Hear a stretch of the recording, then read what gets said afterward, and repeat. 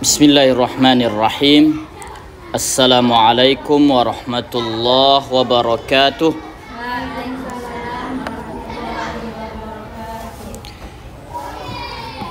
Alhamdulillah. Alhamdulillahilladzi anzala a'zamal kutubi ala a'zami khalqihi wa ashrafih lihadiyil insani wa irsyadih alladzi la ya'tihil batilu min baini yadayhi wala min khalfih al-muta'abbadu bitilawatih. Allahumma salli wa sallim wa barik ala sayyidina Muhammad wa ala alihi wa ashabihi wa atba'ih. Amma ba'du, faya ayyuhal asatidzah, asatidzah yang dimuliakan oleh Allah Subhanahu wa taala. Puji serta syukur senantiasa kita persembahkan kehadirat Allah Subhanahu wa taala. Pada pagi yang cerah ini masih diberikan kesempatan kesehatan untuk bisa mengikuti kajian Mutiara Al-Quran, tinjauan tematik dan maqasid. Kemudian salawat dan salam semoga tercurahkan keharibaan baginda Nabi besar Muhammad sallallahu alaihi wasallam. Semoga kelak kita di antara umat beliau yang mendapatkan syafaatnya. Berikut juga kita harapkan kita mendapatkan syafaat dari Al-Quran yang kita baca. Asatidzah yang dimuliakan oleh Allah Subhanahu wa ta'ala, sebelumnya sudah kita ambil tema yang ketiga. Sekarang kita masuk ke tema yang keempat. Jadi silakan dilihat temanya, materinya. Kalaupun tidak dapat, boleh nanti apa yang kira-kira poin dan inti yang saya sampaikan silakan dicatat, karena banyak sekali yang saya sampaikan di video itu di luar daripada materi. Maksudnya secara konteks ya, tidak semuanya yang tertulis saya sampaikan, bahkan yang tidak ada pun kadang saya sampaikan. Yang keempat, perintah mengesahkan Allah Subhanahu wa ta'ala. Nah, perintah mengesahkan Allah Subhanahu wa ta'ala.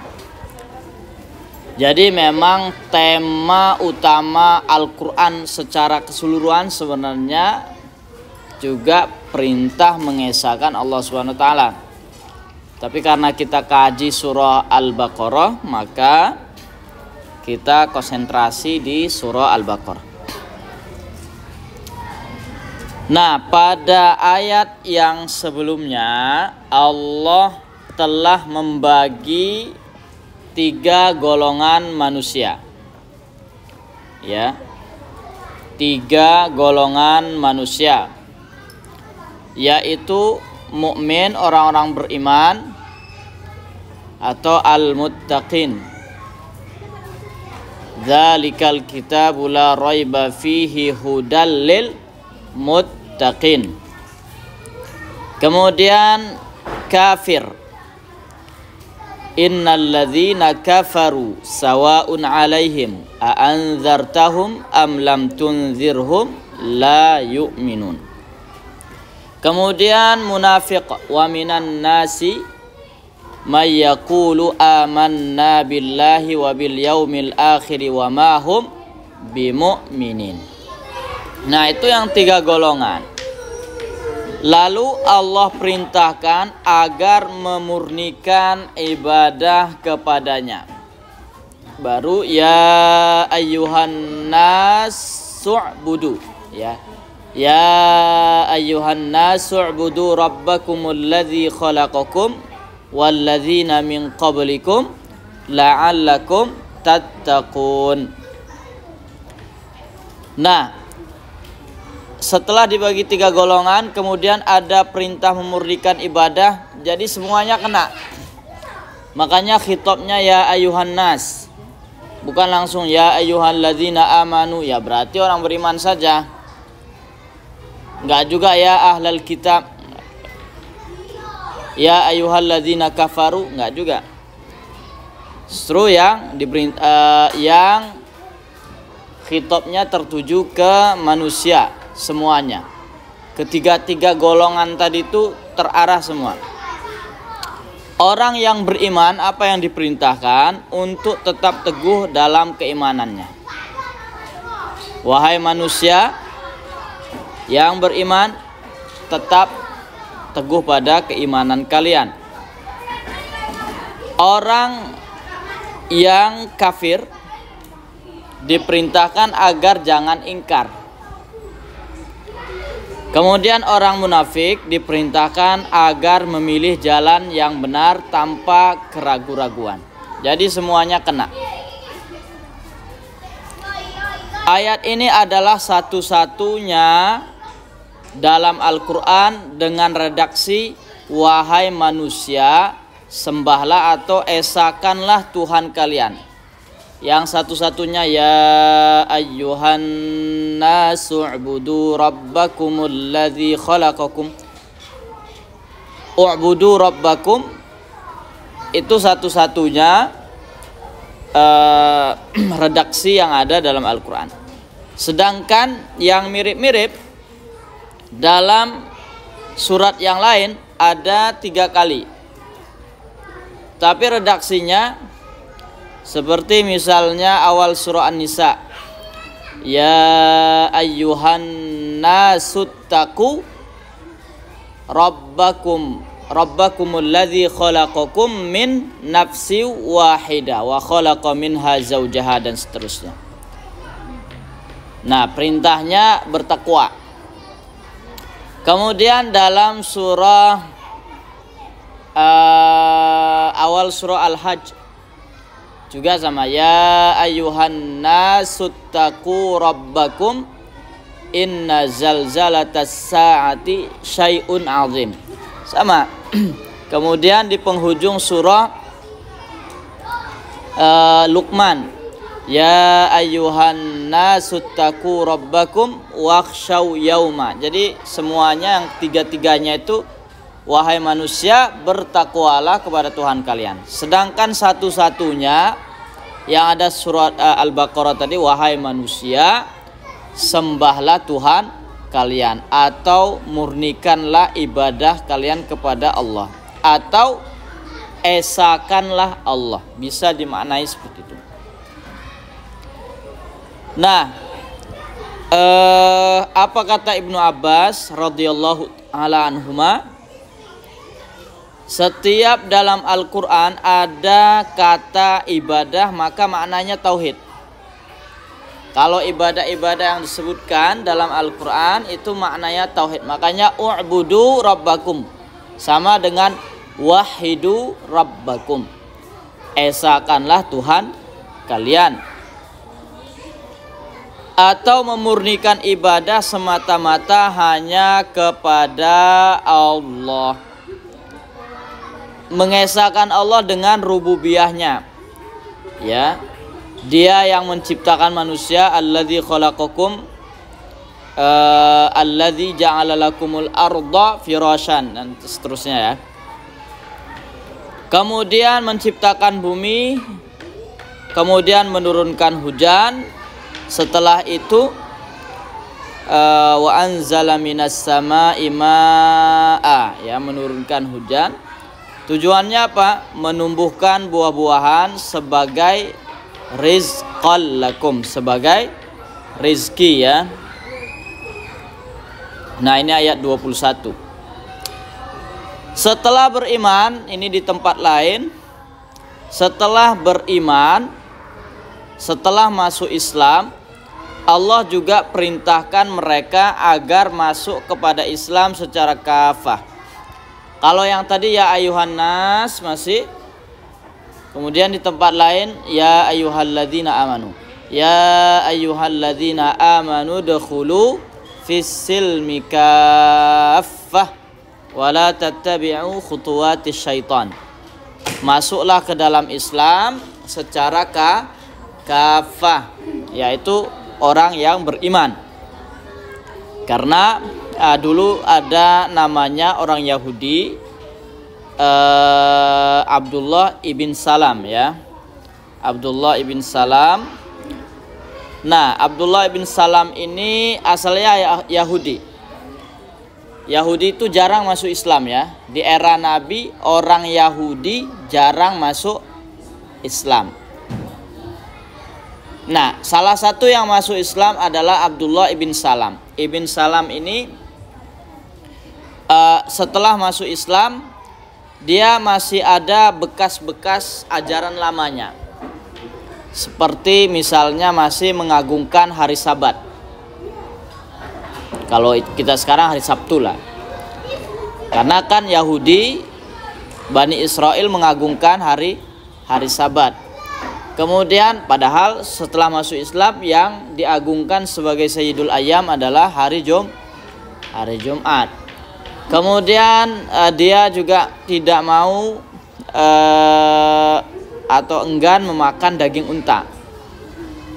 Karena orang-orang Bani Israel itu tidak makan daging unta. Pokoknya ya mereka mengharamkan dirinya sendiri lah ya.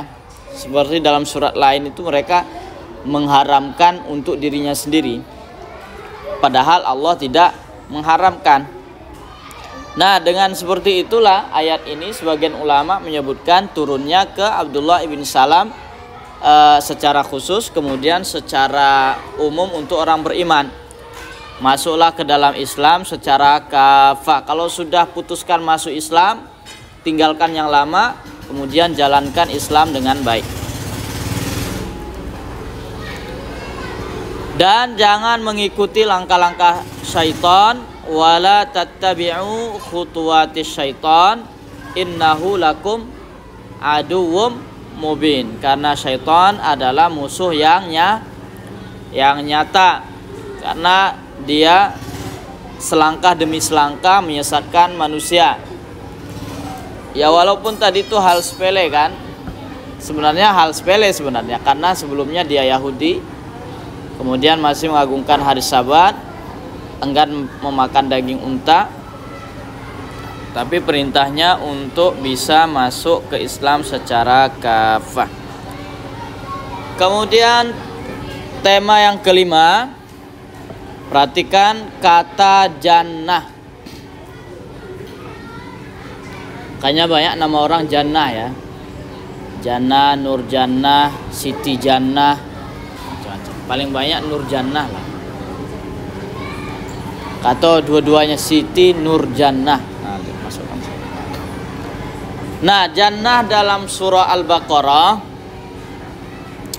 Dalam surah ini kata jannah ada dua makna. Nah, jannah ini asal katanya itu jannah ya jinnu. Jannah ya jinnu. Nanti lahir pula kata janinan. Janin. Kemudian jannah. Kemudian kata kerjanya falamma janna alaihi lailu. Nah, makna pertamanya apa? Surga. Surga itu juga kan taman juga, kebun juga kan. Biasa kadang disebut hadiqah atau hadaik kalau jamaknya. Taman, kemudian taman atau kebun di akhirat.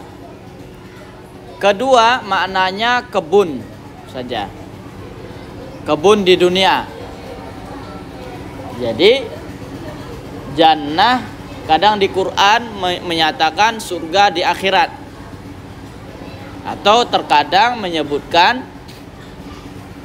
kebun di dunia. Nah, kata jannah tadi, jannah ya jinnu, itu juga nanti jin ya, karena maknanya tertutup. Nah, filosofinya kebun tertutup oleh pohon-pohon yang rindang. Jadi tanahnya tertutup, nggak nampak. Kemudian jin tertutup dari penglihatan manusia. Janin juga tertutup dari penglihatan manusia, nggak nampak kan janin. Nah, disebut demikian karena ditutupi oleh pohon-pohon yang rindang. Adapun jannah yang bermakna surga, nah ini ayatnya banyak ya yang bermakna surga. Itu ayat 25. Seperti wabasyiril ladzina amanu wa amilus solihati anna lahum jannat. Kemudian ayat 35 termasuk juga klaim-klaim Yahudi ya wa qalu la yadkhulal jannata illa man kana hudan aw nasara. Nah, ayat-ayat yang ditampilkan ini silakan dilihat ayat 25, 35, 82, 111, 214 dan 221. Sedangkan jannah bermakna kebun seperti ayat 225, tapi ini rata-rata perumpamaan ya. Ayat 265 dan 266 perumpamaan. Seperti kama salijan natim birabwatin asabaha wabil. Nah, tema keenam. Ini tema yang menarik. Sifat-sifat buruk Bani Israel atau ahli kitab.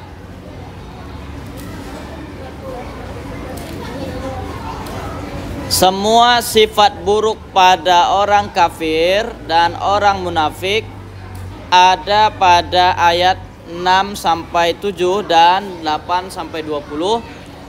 Juga ada pada orang-orang Yahudi. Jadi diborong sama orang Yahudi semua.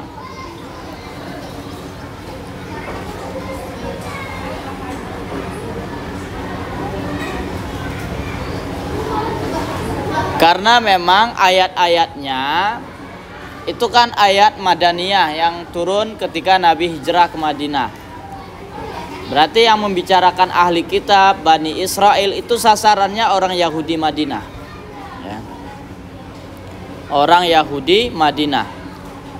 Sebagaimana yang dimaklumi bahwa hampir sepertiga kandungan surah Al-Baqarah bercerita tentang Bani Israel dan ahli kitab. Jadi ayatnya itu memang banyak menceritakan Bani Israel dan ahli kitab.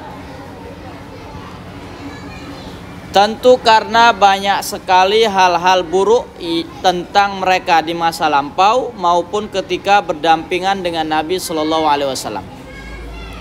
Jadi mereka rata-rata disebutkan adalah sifat buruknya. Sifat buruknya ya, sesekali sifat baiknya lah. Tapi rata-rata sifat buruk yang disebutkan Bani Israel, agar ketika mendengarkan ayat tersebut orang-orang Yahudi itu masuk Islam, berubah. Tapi kan nyatanya tadi orang Yahudi itu hanya sedikit yang masuk Islam. Jadi yang banyak masuk Islam adalah orang Arab yang berbangsa Arab.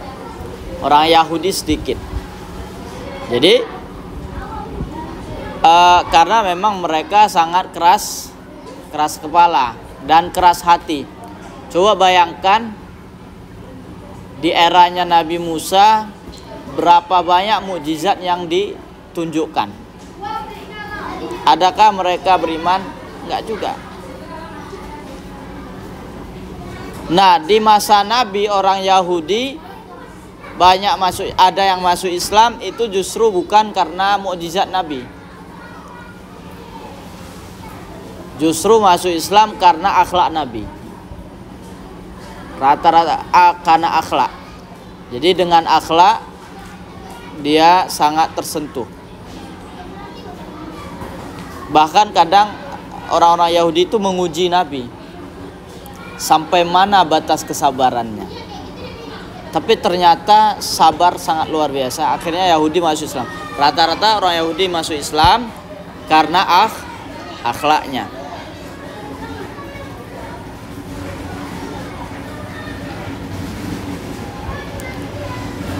Nah, setidaknya ada 11 sifat buruk mereka. Nah, ini kalau kita rinci ya, ada 11 sifat buruk orang Yahudi atau sifat buruk orang Bani Israel. Ya, udah digabung lah ya. Pertama, menentang dan mengingkari Nabi Muhammad SAW. Enggak menerima Nabi. Padahal mereka itu kalau kenalnya dengan Nabi luar biasa. Makanya alladzina atainahumul kitaba ya'rifunahu kama ya'rifuna abna'ahum. Jadi mereka itu sebenarnya mengenal Nabi melalui kitab-kitab mereka yang mereka baca, bahwa akan lahir nanti Nabi dengan ciri-ciri yang sedemikian. Itu mereka lebih kenal kepada Nabi dibandingkan anaknya sendiri. Nah, bahkan Bani Israel terdahulu membunuh Nabi yang diutus kepada mereka. Jadi mereka itu kalau ada Nabi yang diutus kemudian tidak sesuai selera mereka, tidak sesuai dengan ekspektasi mereka, maka Nabi itu hanya pilihannya dua. Fariqon kadzabu wa fariqon taqtulun. Sebagian nanti didustakan atau sebagian yang lain dibunuh. Jadi cuma dua opsi. Kalau ada Nabi yang diutus tidak sesuai dengan hawa nafsu mereka, maka pilihannya dua. Mereka dustakan atau mereka bunuh.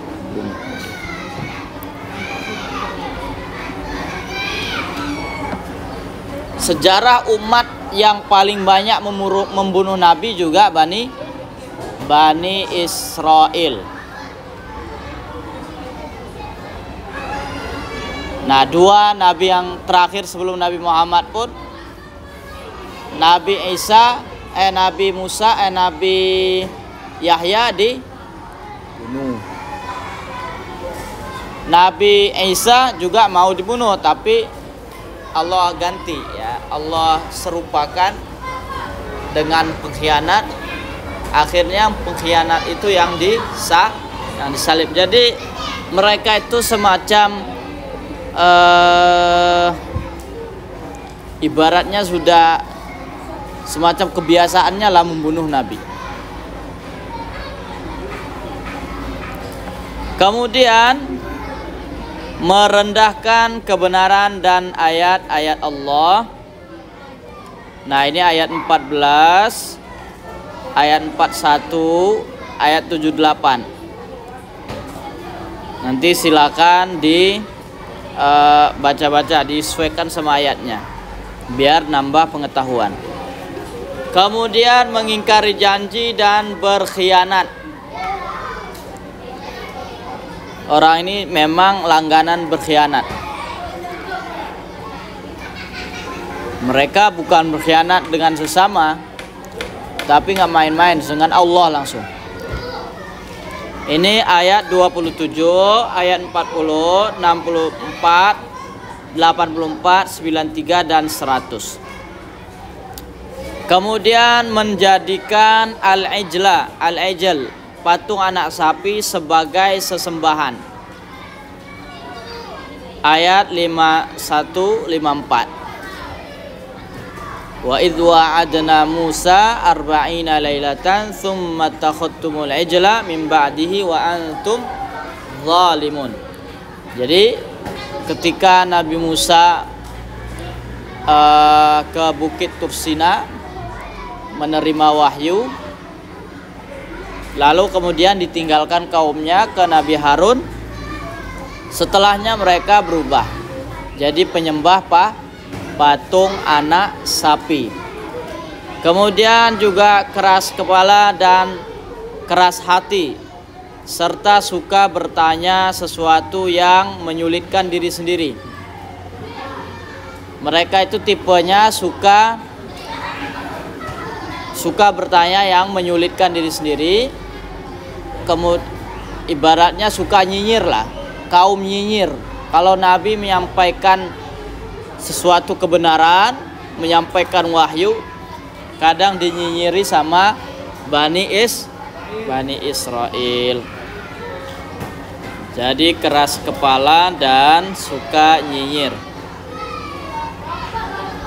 Ini ayatnya 55, 61, kemudian 67 sampai 74. Kemudian mengubah isi kitab suci dan mengingkarinya serta menyembunyikannya. Jadi mereka mengubah-ubah isi kitab suci. Yuharrifuna kalamallahi mim ba'di ma aqaluhu. Mereka itu sebenarnya paham dia isi kitab tuh. Makanya kan nurun sama Israel cerdas-cerdas sebenarnya. Jadi dia paham dia isi kitab tuh, setelah dia paham diubah, diselewengkan. Beda sama orang bodoh. Bodoh tuh nggak paham kan, habis itu diamalkan sesuai pemahaman sendiri. Tapi kalau Bani Israel, ahli kitab, terutama para pendeta-pendetanya itu paham, sangat paham isi kitabnya. Tapi mereka innalladzina yaktumuna ma anzalna minal bayyinati wal huda. Mereka ubah dan mereka sembunyikan. Nah, ini ayatnya ayat 75, 79, ayat 89, 91, kemudian 101, 170, 174. Kemudian sifat buruk mereka adalah cinta dunia dan ingin panjang umur. Sangat cinta dunia. Wala tajidannahum ahrasan nasi ala hayati wa minal ladzina asyraku. Nah, bahkan mereka itu lebih tamak terhadap kehidupan dunia, lebih tamak lagi dibandingkan orang-orang musyrik. Nah, kalau orang tamak terhadap dunia, rentetan berikutnya adalah takut mati. Kalau tamak terhadap dunia, tamak terhadap harta, tamak terhadap jabatan, posisi, pasti takut mati. Pengennya menikmati terus sampai 1000 tahun. Makanya yawaddu ahaduhum law yu'ammaru alfasanah. Mereka itu ingin berumur 1000 tahun. Untuk apa 1000 tahun kalau tidak beramal soleh? Umur yang panjang, amalan yang baik adalah terbaik. Umur yang panjang, amalan yang tidak baik hanya nambah dosa. Makanya jangan selalu minta umur panjang, ya Allah panjangkanlah umurnya. Lebih baik keberkahan umur. Ada orangnya umurnya pendek semasa hidupnya, tapi dia dikenang sepanjang masa.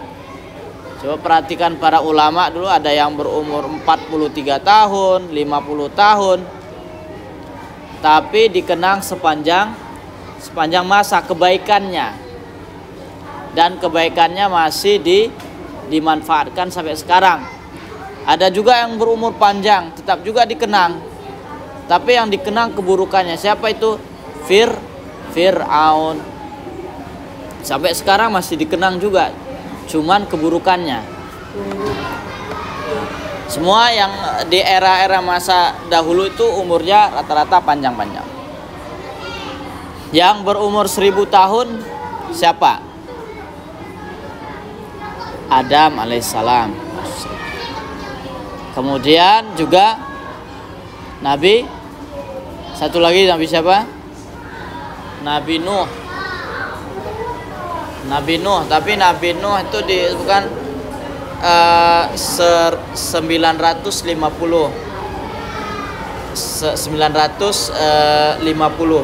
Jadi kurang 50 tahun. Nabi Nuh ya. Tapi itu pun bukan usia sebenarnya. Karena kan masa yang disebutkan Al-Qur'an itu alfasanah illa khamsina ama itu 1000 tahun kurang 50 tahun, berarti 950 tahun. Itu sebenarnya masa dakwah. Masa dakwahnya segitu. Ya kemungkinan umur bisa sampai 1000 tahun. Diangkat ke menjadi rasul nanti ya umur 50-an kan. 40 sampai 50-an. Berdakwahnya berarti mulai umur segitu. Makanya dalam Al-Qur'an itu disebutkan 900 kecuali atau 900 kurang 50 tahun.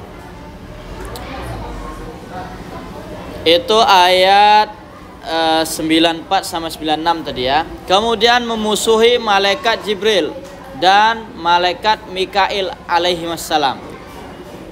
Jadi mereka kalau cari musuh nggak tanggung-tanggung. Mereka nggak mau cuman kelas-kelas musuhan musim politik, nggak mau. Kalau musuhan musim politik itu kelas remeh-temeh. Mereka ini nggak tanggung-tanggung. Musuhnya siapa? Musuhnya Jibril, Mikail. Itu musuhnya. Nah ini ayat 97 sampai 98. Kemudian juga mempelajari ilmu sihir. Wattaba'u ma tatlu syayatinu ala mulki Sulaiman wa ma kafara Sulaiman walakinna syayatina kafaru. Nah mereka itu juga mempelajari ilmu sihir dan mempraktekkannya. Kemudian dengki kepada orang-orang beriman selain agama dan ras mereka.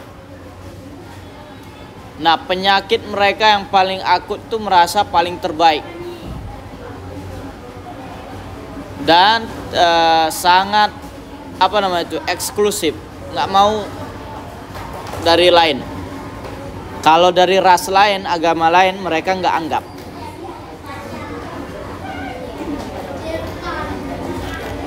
Makanya sama syaraubihi ayatnya tuh baghyan ay yunazzilallahu ala may yasha'u min ibadih. Jadi mereka itu nggak suka ada kitab suci lain yang diturunkan kepada orang lain. Jadi pengennya mereka saja terbaik. Dan itu hanya anggapan kosong. Dan itu hanya pede mereka saja, percaya diri. Kemudian merasa panitia surga serta berkeyakinan merekalah satu-satunya sumber hidayah. Jadi mereka menyebutkan waqalu la yadkhulal jannata illa man kana hudan aw nasara. Tidak akan ada orang yang masuk surga kecuali Yahudi dan Nasrani, kata mereka ya. Kemudian kalaupun masuk neraka waqalu lan tamassanan, karena mereka mengubah kitabnya tadi itu rentetan ayatnya waqalu lan tamassanan naru illa ayyaman ma'dudah. Jadi mereka bilang ya walaupun masuk neraka paling sebentar katanya. Ayyaman ma'dudat, ya hari-hari yang terbilang. Hari-hari terbilang berarti hitungan jari dong. Mereka pikir satu hari di akhirat sama dengan satu hari di dunia. Satu hari di akhirat 1000 tahun di dunia. Udah kalikan aja lah. Taruhlah masuk neraka seminggu coba. Masuk neraka seminggu udah 7000 tahun, coba bayangkan 7000 tahun.